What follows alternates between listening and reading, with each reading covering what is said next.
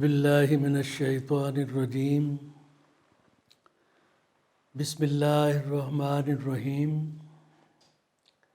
عزیز دوستوں، idea foundation forum میں آپ سب کو خوش آمدید کہتا ہوں۔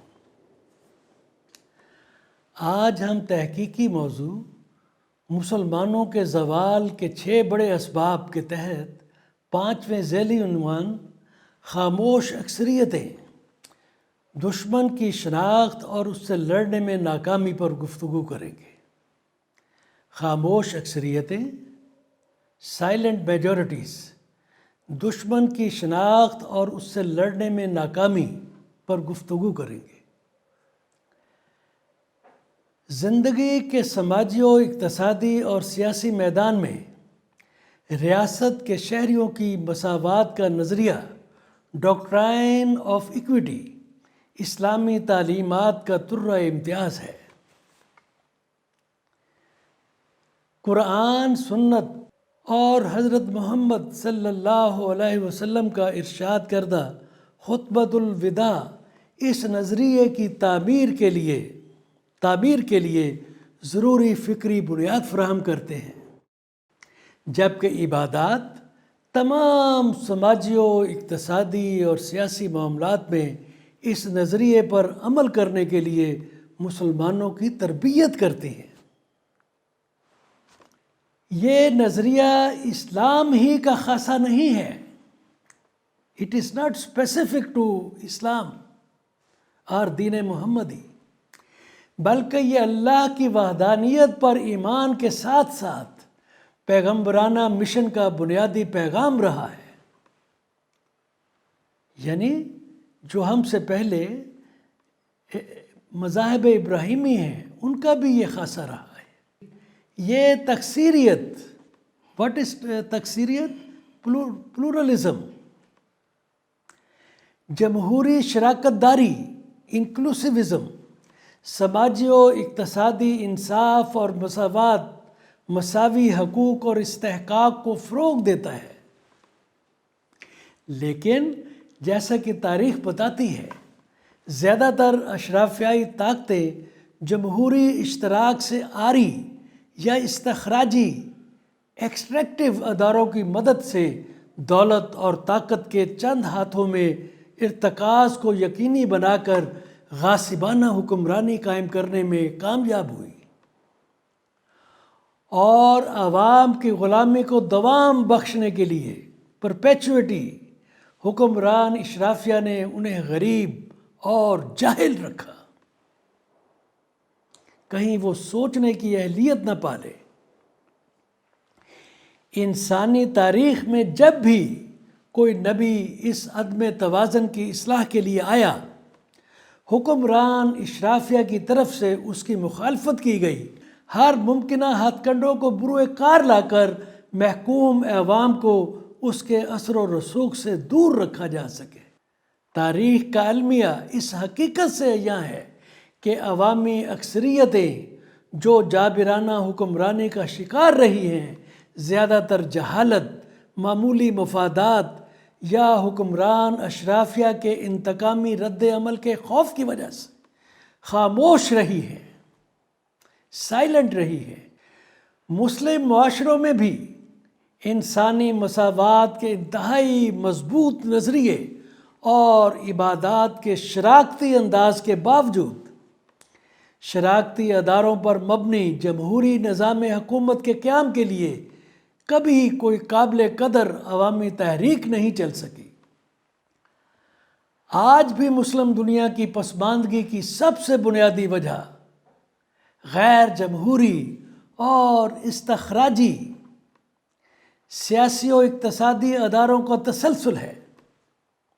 ان اداروں کو مسلم معاشروں کی طرف سے گلوریس انقلاب یا فرانسیسی انقلاب، جنہوں نے مغربی دنیا کے سماجی و اقتصادی اور سیاسی نقشے کو یکسر بدل کر رکھ دیا تھا، ان کی طرز پر کسی بھی باقاعدہ عوامی تحریک کی صورت میں چیلنج نہیں کیا گیا۔ آئیے اس موضوع پر کچھ تفصیل سے گفتگو کرتے ہیں۔ انسان بمقابلہ ابلیس اچھائی اور برائی کا تصادم کے عنوان سے ایک لیکچر میں ہم نے دیکھا تھا کہ جب انسان کی تخلیق کے وقت اس کی برتری کو تسلیم کر لیا گیا تو ابلیس نے اپنی انا پرست نافرمانی پر شرمندہ یا پشیمان ہونے کی بجائے اللہ سے انسان کو اس کی تخلیق کے عظیم مقصد سے دور کرنے کے لیے اپنے حرب آزمانے کی طاقت کے ساتھ قیامت کے دن تک کی مہلت مانگ لی۔ اللہ نے ابلیس کو مطلوبہ مہلت دے دی تھی، یعنی مہلت تو اس کو مل گئی۔ دوسری طرف انسان کو زمین کی نیابت اور اس کے وسائل پر حاکمانہ اختیار سے نواز دیا گیا۔ اس طرح انسان کے لیے اس دنیا کو آزمائش اور جانچ پرکھ کا مقام بنا دیا گیا تاکہ اس دنیا میں اس کی کارکردگی کی بنیاد پر اس کے آخرت کے اجر و مقام کا تعین کیا جا سکے۔ تاہم انسان کو آزاد شخصیت، علم، الوہی روح اور الہامی کتابوں کی توسط سے عظیم صلاحیتوں سے نوازا گیا تاکہ وہ اپنا نیابت کا کردار انتہائی موزوں انداز میں انجام دے پائے اور خود کو ابلیس کے سحر اور فریب کاریوں سے بچا سکے۔ لہٰذا انسان کو ایک ایسا معاشرہ قائم کرنے کا کام تفویض کیا گیا جو فطرت کے قوانین پر مبنی ہو، جن کا پیغام الہیہ میں نزول ہوا ہے، جو اللہ کی وحدانیت پر ایمان، یعنی فطرت کے جو قوانین ہیں، اللہ کی وحدانیت پر ایمان، نظامت الہیہ سے، ڈیوائن آرڈر سے انسان کے روحانی بندھن، عدل و انصاف، عالمگیریت، یونیورسلزم، انسانیت پرستی اور اجتماعیت کی طرف مائل کرتے ہیں، وہ قوانین فطرت۔ جبکہ ابلیس کے انا پرستانہ رویے اور کوتاہ اندیشی نے اسے مادیت پرستی، جبریت، نفس پرستی اور اشرافیت کا انتخاب کرنے پر اکسایا۔ لہٰذا بنی نوع انسان کو ابلیس اور اس کے ساتھیوں یا شیطانی قوتوں کے مکارانہ چالوں سے ہوشیار رہنے اور اللہ کے احکام کو فروغ دینے کے لیے متحد ہو کر ان شیطانی قوتوں کا مقابلہ کرنے کا کہا گیا ہے۔ اللہ تعالیٰ نے بہت سختی سے انسان کو خبردار کیا ہے کہ وہ ابلیس اور اس کے ساتھیوں کی فریب کاریوں کے جال سے محفوظ رہے۔ سورہ الاعراف کی آیت 27 اس حقیقت کو ان الفاظ میں واضح کرتی ہے، سنیے۔ اے اولاد آدم، شیطان کو موقع نہ دو کہ وہ تم کو بہکائے، کیونکہ اس نے تمہارے والدین کو جنت سے نکلوایا تھا، ان کے لباس چھین کر ان کی شرم گاہیں عیاں کر دیں۔ در حقیقت وہ اور اس کے قبیلے کے لوگ، یعنی شیطان اور اس کے جو ساتھی ہیں، تمہیں وہاں سے دیکھتے ہیں جہاں سے تم انہیں نہیں دیکھ پاتے۔ بے شک ہم نے شیطانوں کو ان لوگوں کے لیے حلیف بنایا ہے، ساتھی بنایا ہے جو ایمان نہیں لاتے۔ اگر ہم اس آیت کا باریک بینی سے مطالعہ کریں تو یہ ابلیس یا شیطانی قوتوں کے فریب اور مکارانہ عزائم سے نمٹنے کے لیے مومنین کی 4 ذمہ داریوں کی طرف اشارہ کرتی ہے۔ پہلی ذمہ داری یہ ہے کہ ہمیں اسلام کے دشمنوں کی بہت اچھی طرح پہچان ہونی چاہیے۔ We must know our enemies۔ برائی کی قوتوں کو پہچاننا بہت مشکل ہو جاتا ہے۔ کیوں مشکل ہوتا ہے؟ کیونکہ وہ زیادہ تر فریب اور مکاری سے کام لیتے ہیں۔ آیت کے الفاظ پر غور فرمائیں۔ در حقیقت وہ اور اس کے قبیلے کے لوگ، یعنی شیطان اور اس کے ساتھی، تمہیں وہاں سے دیکھتے ہیں جہاں سے تم انہیں نہیں دیکھ پاتے۔ تاریخ نے قرآن حکیم کے ان الفاظ کو ثابت کیا ہے۔ مذہبی تنازعات اور تہذیبوں کے تصادم کا پرچار برائی کی قوتوں کے انسانیت کو اپنی شیطانی عزائم کی تکمیل کے لیے تقسیم کرنے کے محض حربے ہیں، ٹولز ہیں۔ مومنین کی دوسری ذمہ داری یہ ہے کہ وہ شیطانی فریب کاریوں سے محفوظ رہنے کے لیے اپنے ایمان کو مضبوط رکھیں، جیسا کہ آیت کے آخری حصہ میں بیان ہے، بے شک ہم نے شیطانوں کو ان لوگوں کے لیے حلیف بنایا ہے جو ایمان نہیں لاتے۔ جب ایمان کمزور ہو جاتا ہے تو مسلمانوں کا اتحاد بھی پارا پارا ہو جاتا ہے۔ اسی لیے اللہ تعالیٰ نے مسلمانوں کو مذہبی تنازعات اور فرقہ وارانہ تقسیم سے بچنے کے لیے قرآن حکیم کی پیروی کرنے کی زبردست انداز میں ہدایت کی ہے، جیسا کہ اسکرین پر دکھائی گئی سورہ آل عمران کی آیت 103 اور 105 میں بیان ہے، ملاحظہ فرمائیے۔ اسی طرح قرآن مجید کی سورہ الانفال کی آیت نمبر 73 میں مومنوں کو ان شیطانی قوتوں کے خلاف متحد ہونے کی تاکید کرتا ہے جو اللہ کی وحدانیت اور کائنات پر اس کی حاکمیت کا انکار کرتے ہیں۔ ترجمہ سنیے۔ کافر ایک دوسرے کے اتحادی ہیں۔ جب تک آپ ایسا نہیں کرتے تو زمین پر فتنہ یعنی ہنگامہ اور ظلم اور بہت بڑا فساد ہوگا۔ کیا یہ تاریخی حقیقت نہیں ہے؟ آپ دنیا کے کسی کونے میں، کسی مسلم دنیا کے کسی کونے میں دیکھیں، وہاں پر یہ آیت کی سچائی آپ کو نظر آئے گی۔ مومنین کی تیسری ذمہ داری یہ ہے کہ وہ قرآن حکیم کے ساتھ اپنا تعلق مضبوط کر کے متحد رہیں، اور ان کی چوتھی ذمہ داری یہ ہے کہ وہ زمین پر موجود شیطانی قوتوں کے ظلم و ستم کا مقابلہ کریں، جیسا کہ آیت میں بتایا گیا ہے۔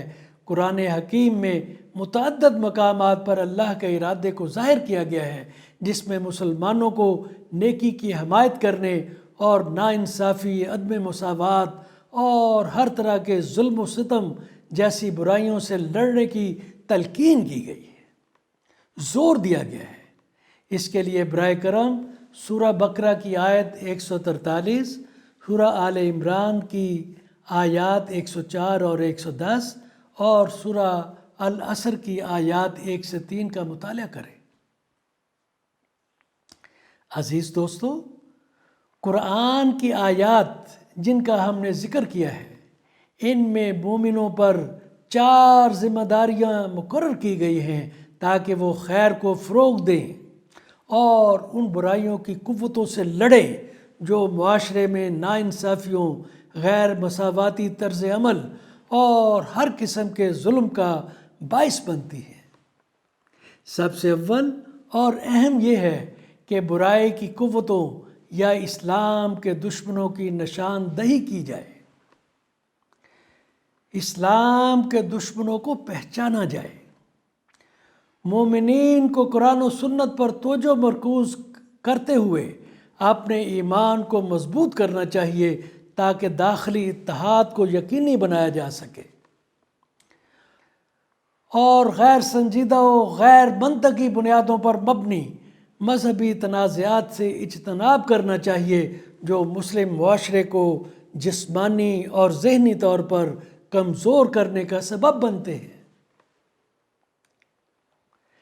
دشمن کی پہچان اور اتحاد کی طاقت کے ساتھ مومن کو ہدایت کی گئی ہے کہ وہ شیطانی قوتوں سے اس وقت تک لڑیں جب تک کہ ظلم کا خاتمہ نہ ہو جائے اور انصاف اور امن بحال نہ ہو جائے۔ اس سے آگے نہیں، وہ ایکسیسز میں، تجاوز میں آتا ہے جس کا گناہ ہے۔ اسلام میں حق پر خاموشی، غور فرمائیں، اسلام میں حق پر خاموشی، بے حسی یا سمجھوتے کی کوئی گنجائش نہیں ہے۔ قرآن حکیم نے اس بات پر بہت زور دیا ہے۔ اس سلسلے میں چند قرآنی حوالہ جات کو اسکرین پر دکھایا گیا ہے، براہ کرم مناسب وقت پر ان کا مطالعہ فرمائیے۔ اس معاملے کی سنگینی کو اجاگر کرنے کے لیے، ہائی لائٹ کرنے کے لیے یہاں سورہ النساء کی آیت 135 کا ترجمہ پیش کرتا ہوں۔ براہ کرم اس کے ہر ایک لفظ پر غور فرمائیے، جو مومنین سے برائی کے خلاف ایمانداری، بلند آواز اور مضبوط قدموں کے ساتھ کھڑے ہونے کا تقاضا کرتے ہیں۔ اے ایمان والو، انصاف کے لیے مضبوطی کے ساتھ کھڑے ہو جاؤ، فرملی، اسٹیڈ فاسٹلی، اللہ کے گواہ کے طور پر، چاہے وہ تمہارے یا تمہارے والدین یا رشتہ داروں کے خلاف ہو، خواہ وہ امیر ہو یا غریب ہو، کیونکہ اللہ دونوں کے بہترین حفاظت کر سکتا ہے۔ خواہشات کی پیروی نہ کرو، ایسا نہ ہو کہ تم کج روی کرو، اور اگر تم انصاف کو بگاڑ دو گے یا انصاف کرنے سے انکار کر دو گے تو یقیناً اللہ تمہارے سب کاموں سے باخبر ہے۔ اس پس منظر میں جابر اشرافیہ کے ظلم، ناانصافی اور جابرانہ حکمرانی کے خلاف عوام کی بڑی اکثریتوں کا رد عمل پوری انسانی تاریخ میں افسوسناک رہا ہے، ڈپلوریبل، ڈس اپوائنٹنگ۔ وہ اس جبر کو تقدیر کا کام سمجھتے رہے ہیں، افسوس، وہ اس جبر کو تقدیر کا کام سمجھتے رہے ہیں، یا اپنے حقوق سے بے خبر رہے ہیں، یا جان بوجھ کر معمولی مفادات کے لیے کٹ پتلی یا شریک جرم رہے، یا حکمران اشرافیہ کے خوف یا انتقامی رد عمل کے پیش نظر حالات سے سمجھوتے اور خاموشی کو ترجیح دیتے رہے۔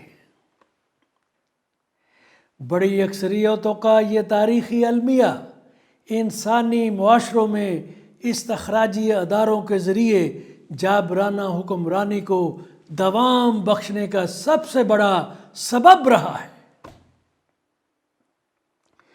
حکمران اشرافیہ نے عام طور پر اندرونی ہم آہنگی کا مظاہرہ کیا ہے، یعنی اشرافیہ کا انر ہم آہنگی رہی ہے، آپس میں تعاون کرتے رہے، جبکہ اپنی استحصال اور لوٹ خسوٹ پر مبنی آمرانہ حکومت کی سلامتی اور دوام کے لیے اپنے لوگوں کو تقسیم اور کمزور رکھنے کے لیے تقسیم کرو اور حکومت کرو کی حکمت عملی کا انتہائی بے دردی سے استعمال کیا جاتا رہا ہے۔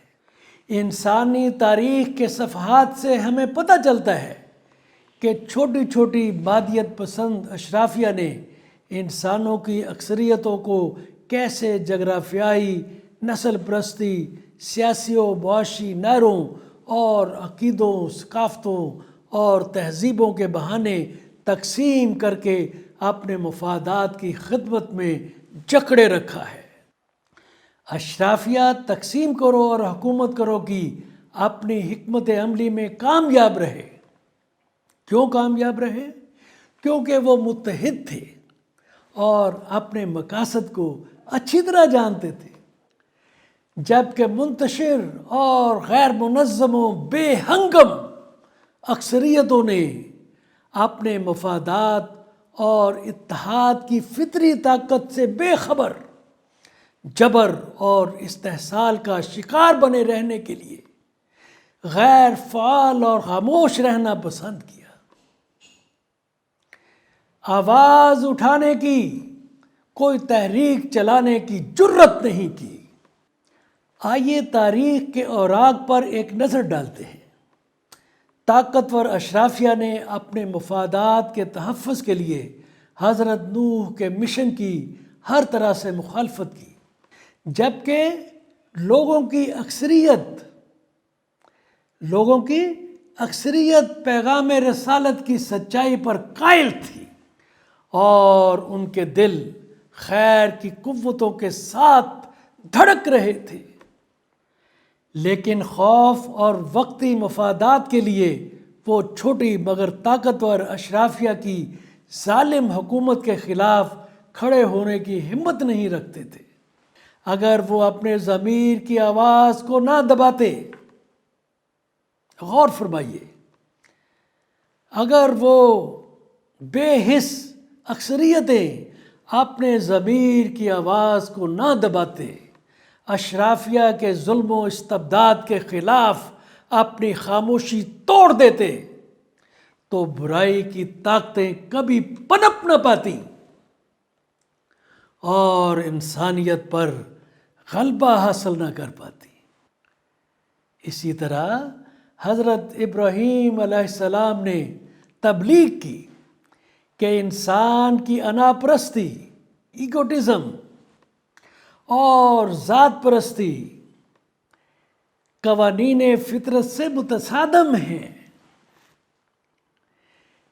جس سے انسانی معاشرے کی ترقی و نمو رکتی ہے، لیکن ان کی طویل جد و جہد کے باوجود کوئی ایسی عوامی تحریک دیکھنے میں نہیں آئی جو اس دور کی ظالمانہ اور استخراجی ذہنیت کو چیلنج کر پاتی۔ حضرت موسیٰ علیہ السلام کے دور میں بھی خاموش اکثریت کا المیہ اتنا ہی نمایاں اور شدید تھا جتنا کہ حضرت نوح اور حضرت ابراہیم علیہ السلام کے دور میں تھا۔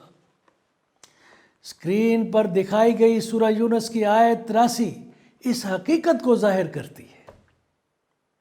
غور فرمائیے، اسی طرح کوئی عوامی تحریک حضرت عیسیٰ علیہ السلام کی دعوت کی حمایت کرتی نظر نہیں آئی، جس میں انہوں نے اپنے لوگوں کو اللہ کی وحدانیت، عدل و انصاف اور انسانیت کی مشترکہ فلاح و بہبود کا پیغام دیا تھا، بلکہ ان اکثریتوں نے تاریخ کی روایت پر پورا اترتے ہوئے خاموشی ہی کو ترجیح دی۔ کہیں تاریخ میں روایت غلط نہ ہو جائے، پوری روایت کے مطابق خاموش رہی۔ اللہ نے نیکی کو فروغ دینے اور برائی کے خلاف لڑنے کے لیے افراد کی اجتماعی ذمہ داریوں کو نظر انداز کرنے کو انتہائی ناپسند فرمایا ہے۔ قرآن حکیم نے کئی ایسے واقعات کا حوالہ دیا ہے جہاں پوری کی پوری امتیں اجتماعی طور پر تباہ ہو گئیں، برباد ہو گئیں، جب انبیاء علیہ السلام کی ہدایت کے خلاف کوئی برائی یا انتشار معاشرتی معمول بن گئے، سوشل نارم بن گئے، اور ان امتوں کی اکثریتیں خاموش تماشائی بنی رہیں۔ اس طرح کی صورتحال پر کچھ قرآنی حوالہ جات اسکرین پر دکھائے گئے ہیں، براہ کرم ان کا مطالعہ فرمائیے گا۔ عزیز دوستو، لیکچر کے آغاز میں ہم نے اسلام کی طرف سے فراہم کردہ اس فکری بنیاد کا ذکر کیا تھا جس سے ریاست کے شہریوں کے سماجی و اقتصادی اور سیاسی شعبوں میں مساوات کے نظریے کو استوار کیا جا سکتا تھا، بلڈ کیا جا سکتا تھا، جو 1215 میں میگنا کارٹا چارٹر کے ذریعے شروع کیے گئے سلسلے سے کہیں زیادہ جامع تھے، کہیں زیادہ مفصل تھے۔ تو پھر سوال ہے، تو پھر مسلمان تکثیری یعنی پلورلسٹک یا جمہوری سیاسی نظام کے قیام کے لیے ان رہنما اصولوں کو کیوں بروئے کار نہیں لا سکے، جو پائیدار ریاستی نظام کے ساتھ اقتدار کی پرامن منتقلی اور شراکتی اداروں کے ذریعے ایک مستحکم، منصفانہ اور ترقی پسند طرز حکمرانی کے لیے ایک طریقہ کار فراہم کر سکتا تھا۔ وہ مخصوص عنصر، میرے ان الفاظ پہ ذرا توجہ فرمائیے، وہ مخصوص عنصر جس نے میگنا کارٹا کے عمل کو گلوریس انقلاب، فرانسیسی انقلاب یا صنعتی انقلاب تک پہنچایا، جس نے مغربی دنیا کے سماجی و اقتصادی اور سیاسی منظرنامے کو مکمل طور پر یکسر تبدیل کر دیا، وہ ان ترقی یافتہ ممالک کے لوگ تھے۔ Masses, people of these nations, عوام الناس تھے، ایلیٹسٹ نہیں تھے، حاکم نہیں تھے۔ وہ ان ترقی یافتہ ممالک کے لوگ تھے جنہوں نے مساواتی اور تکثیری اصولوں کے لیے اپنی جد و جہد شروع کی، اپنی جان کے نذرانے پیش کیے، جبکہ بدقسمتی سے مسلم دنیا میں شہریوں کی مساوات کے مذکورہ اسلامی نظریے کی روح کے مطابق انقلابی تبدیلیوں کے لیے کوئی عوامی جد و جہد بڑی تحریکوں کی شکل اختیار نہیں کر سکی،